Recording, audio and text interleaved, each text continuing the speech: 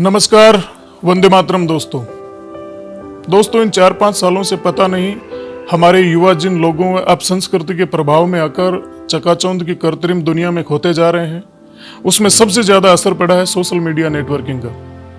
जिन भाइयों को पढ़ाई, कोचिंग, भर्ती, कंपटीशन पर फोकस करना चाहिए, वे फेसबुक पर नई नई स्टोरी लगाने, व्हाट्सएप पर स्टेटस लगाने, नए लुक में अपडेट होने, हरियाणवी लहजे में डॉन बनने, साथियों का एक ग्रुप बनाकर गैंगस्टर टाइप छवि बनाने, तेज स्पीड में बाइक चलाने, मुर्गे जैसी कटिंग और बकरे सी ढाडी रखने, सारा दिन लूडो खेलने, होटल मिडवे पर जाकर बर्थडे सेलिब्रेशन और रोड किनारे बैठकर बियर पीने, शराब ठेकों पर झगड़ा करने, अपने पथभ्रष्ट साथियों के साथ मिलकर हथियारों के साथ फोटो अपडेट करने, बुलेट, गेटवे, स्कॉर्पियो और कैंपर के साथ स्टंट करने, अपने आप को पॉलिटिकल किंग मेकर समझने, उधारी के पैसों से गांजा, चरस, स्मैक और अफीम, डोडा, दारू पीने, सिगरेट फूंकने, हथियार लहराने का शौक रखने, हरियाणवी भाषा में बात करने के प्रति ज्यादा झुकते हुए दिखाई दे रहे हैं। और इनमें से अधिकांशतः ग्रामीण पृष्ठभूमि के निम्न मध्यम वर्गीय किसान परिवारों के बच्चे हैं, जिनसे उनके परिजन उज्जवल भविष्य की उम्मीद रख रहे हैं। परंतु ये मुर्गा कटिंग वाले डीजे के डांसर अलग ही दुनिया में जा रहे हैं। यदि उनके परिवार वालों ने समय रहते इनको नहीं रोका तो इनका भविष्य अंधकार में हो जाएगा। ये दिग्भ्रमित लोग सीधे सरकार से टकराने की बात करते हैं, पुलिस से हमेशा अपने को सुपर समझते हैं। यदि इसी तरह नशे में चूर रहे और समय रहते परिवारजनों तथा समाज के प्रबुद्ध जनों ने ध्यान नहीं दिया तो इसका परिणाम बहुत बुरा होगा। दरअसल वैसे ये कल्चर कमोबेश हर क्षेत्र में बढ़ती जा रही है और इसके पीछे जो लुभावनी चीज है वह है चमक दमक, अपने आप को सुपर बताने और दिखाने का आकर्षण। हरियाणा, पंजाब जैसे संपन्न प्रदेश के युवा अगर कुछ कर रहे हैं तो वो ऑलरेडी संपन्न है। हालांकि इन प्रदेशों में भी बहुत से युवा अपराध के अंधकार भरे रास्तों की ओर जाने अनजाने बढ़ रहे हैं। संपन्न होने के बावजूद भी इन इलाकों में भी नैतिक सांस्कृतिक गिरावट की बातें सुनने में आ रही है। परंतु हमारे यहाँ के युवा, खासकर जो अभी अभी यौवन की ओर बढ़ रहे हैं, उनके हाथों में एंड्रॉयड फोन आते ही वो हरियाणा के लठेतों को और उनके फेसबुक या ठाट को देखकर बहुत जल्दी वैसे ही दिखने और बनने की दिशा में चल निकलते हैं। फिर शुरू होता है इनके यारां दा अड्डा, राजपूत जिगरी, धांसू गुजर, देसी जाट, देसी बन्ना, गामा हाले छोरे, यारां दी बादशाह, ग्रुप फलाना, गैंग ढिकाना, 001, 007, देसी बॉयज वगैरह वगैरह गैंगनुमा लड़कों की टोली बनना और दिखावटी चौंसलेबाजी।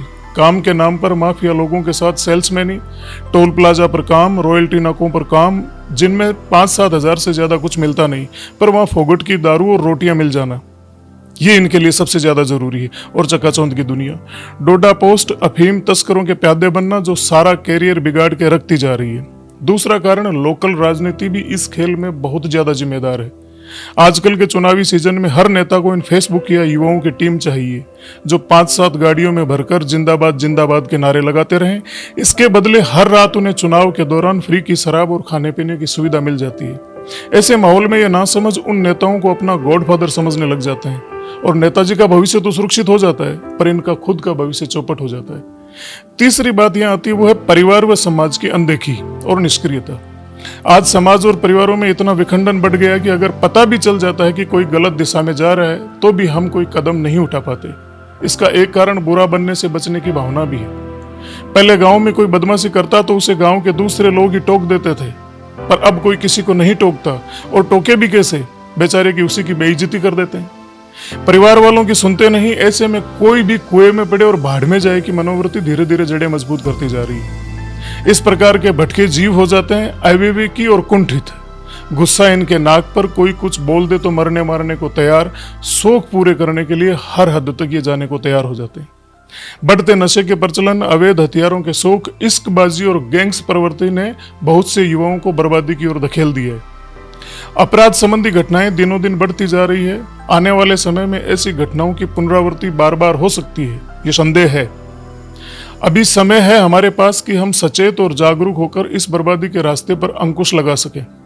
इसके लिए समाज के सभी जिम्मेदार नागरिकों को, हर पार्टी दल के राजनीतिक व्यक्तियों को, प्रबुद्ध जनों को, प्रशासन को, सबको जागरूक होकर उचित कदम उठाने ही होंगे। नहीं तो हमारा युवा वर्ग नकारात्मक मार्ग पर इतना आगे बढ़ जाएगा कि पछतावे के अलावा किसी के पास कुछ नहीं होगा। समाज के प्रत्येक जागरूक व संजीदा साथियों से मेरा विशेष आग्रह है कि शहर, गांव और ढाणी ढाणी तक जन जागृति अभियान चलाएं और यदि इस तरह का कोई भटका युवा साथी आपको मिल जाता है तो उसको किसी भी कीमत पर पुनः सामाजिक सरोकारों से जोड़ दीजिए। यदि आपके प्रयास से किसी एक युवा को भी समाज की मुख्य धारा में आपने जोड़ दिया तो यह अपने आप में समाज और मानवता की एक बहुत बड़ी सेवा हो जाएगी।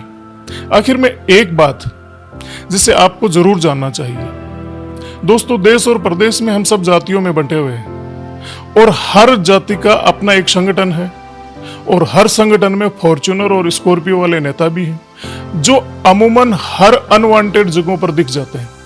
ये पंचायत से लेकर प्रदेश स्तर तक आपकी जाति और समाज की एक अलग तरीके की मीटिंग का आयोजन कर चुके होते हैं।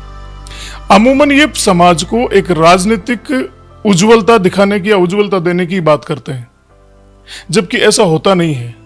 ये आपको सीडी बनाकर अपनी विधानसभा में टिकटें ले आते हैं या पंचायत या जिला पंचायत के चुनाव जीत जाते हैं।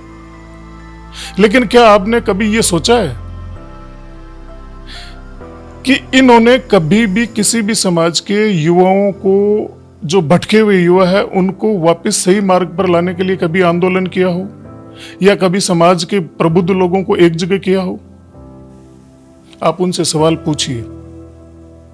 अपने जाति समाज के जो नेता बने हुए हैं उन नेताओं से ये पूछिए जरूर कि समाज को राजनीतिक उच्चता देने के साथ साथ समाज के जो युवा जेलों में बंद है, जो गलत कर्मों की वजह से आज कानून से मारे मारे भाग रहे हैं, उनके लिए आपके विचार, आपके मन में किस तरीके के विचार है और किस तरीके का विजन है।